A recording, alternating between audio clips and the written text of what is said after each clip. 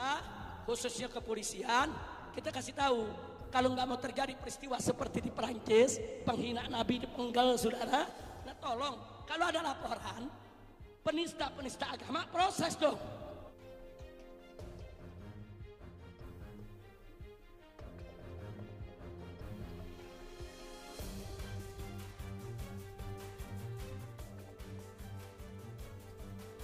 Publik kembali digegerkan oleh video ceramah Imam Besar Front Pembela Islam atau FPI, Habib Rizik Syihab.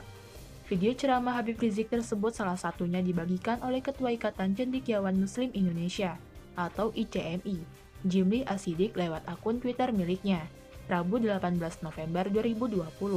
Dalam video berdurasi 40 detik itu, Habib Rizik meminta agar pihak kepolisian menindak tegas orang yang terlibat kasus penghinaan terhadap ulama dan nabi.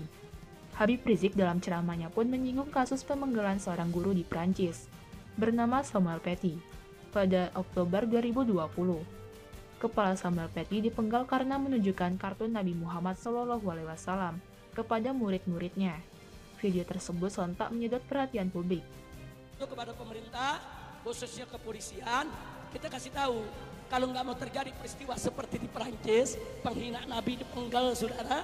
Nah tolong, kalau ada laporan penista agama, proses dong. Betul? Yang menghina Nabi, menghina Islam, menghina ulama, proses, betul? Kalau tidak diproses, jangan salahkan umat Islam kalau besok kepalanya ditemukan di jalanan, saudara. Takbir, takbir, siap bela Nabi, siap bela Nabi, siap mati untuk Rasulullah. Takbir, takbir. Perlu diketahui, ceramah Habib Rizik sebagaimana dalam video yang beredar direkam saat momen peringatan Maulid Nabi Muhammad SAW di Pondok Pesantren Al-Huromain, Pondok Rangon, Cipayung, Jakarta Timur. Potongan video yang beredar itu merupakan bagian akhir atau penutup ceramah Habib Rizik. Sementara itu, Habib Rizik sendiri menyampaikan ceramahnya dengan durasi hampir 1 jam.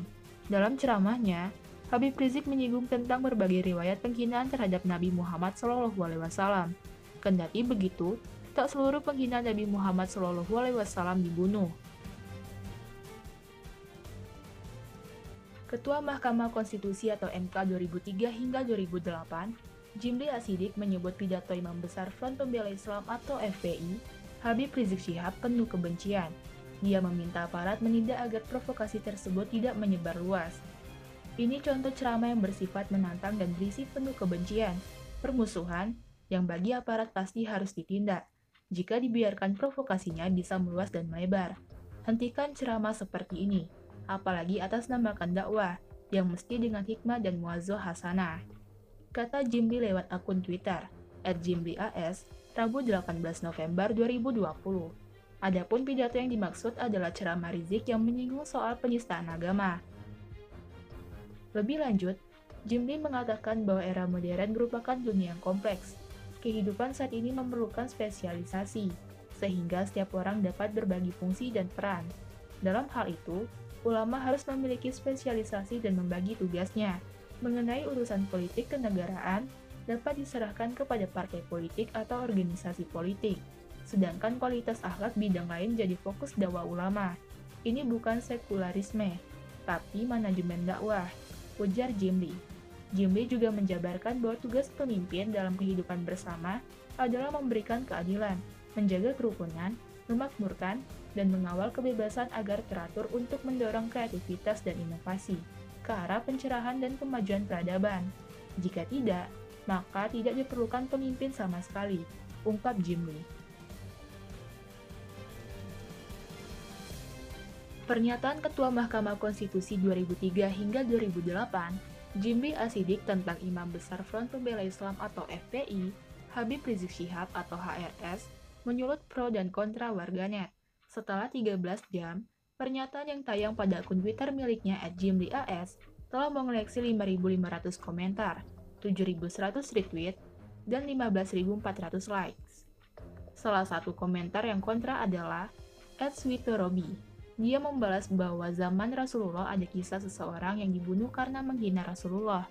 Bahkan perintah membunuh itu datang dari Rasulullah sendiri.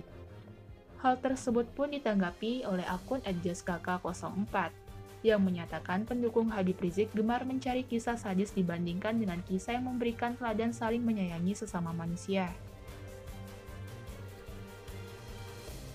Hal senada juga disampaikan oleh akun @jonadi11. Dia merasa heran HRS memiliki banyak pendukung yang memuja, padahal banyak Habib atau ulama yang memberikan rasa tenang dan mencerahkan. Cuitan tersebut cukup banyak memancing kontra. Warganya tidak setuju pernyataan HRS bersifat provokatif, tetapi justru menuntut keadilan. Menurut saya tidak ada yang salah ceramah tersebut. Hanya meminta negara hadir, agar rakyat bisa percaya pada negara dan tidak mengambil tindakan sendiri-sendiri. Salahnya di mana? Maaf, kali ini saya tidak sepemikiran dengan Anda, Prof. Tulis @yuleko. Ada pula yang berupaya menengahi dan meminta Jimli membalas perdebatan warganet. Pak Prof melempar tweet tapi tak berlanjut. Akhirnya terjadi ribut dua kubu pro dan kontra. Sebagai intelektual, Bapak bertanggung jawab akan hal ini. Jika diam, lalu apa bedanya dengan orang yang Bapak omongin? Makanya agak salah kalau ada orang yang bilang Bapak juga punya kepentingan. Tulis @h454nb. Adapun Jimli Asidik dalam cuitan tersebut menyebut pidato Rizik penuh kebencian. Ia meminta aparat menindak agar provokasi tersebut tidak menyebar luas. Ini contoh ceramah yang bersifat menantang dan berisi penuh kebencian, permusuhan, yang bagi aparat pasti harus ditindak. Jika dibiarkan provokasinya bisa meluas dan melebar. Hentikan ceramah seperti ini. Apalagi atas menamakan dakwah yang mesti dengan hikmah dan muazzah hasanah, tulisnya. Untuk kepada pemerintah, khususnya kepolisian, kita kasih tahu, kalau nggak mau terjadi peristiwa seperti di Perancis, penghinaan Nabi dipenggal, saudara, nah tolong, kalau ada laporan, penista agama, proses dong. Betul? Yang menghina Nabi, menghina Islam, menghina ulama, proses, betul? Kalau tidak diproses, jangan salahkan umat Islam. Kalau besok kepalanya ditemukan di jalanan, saudara.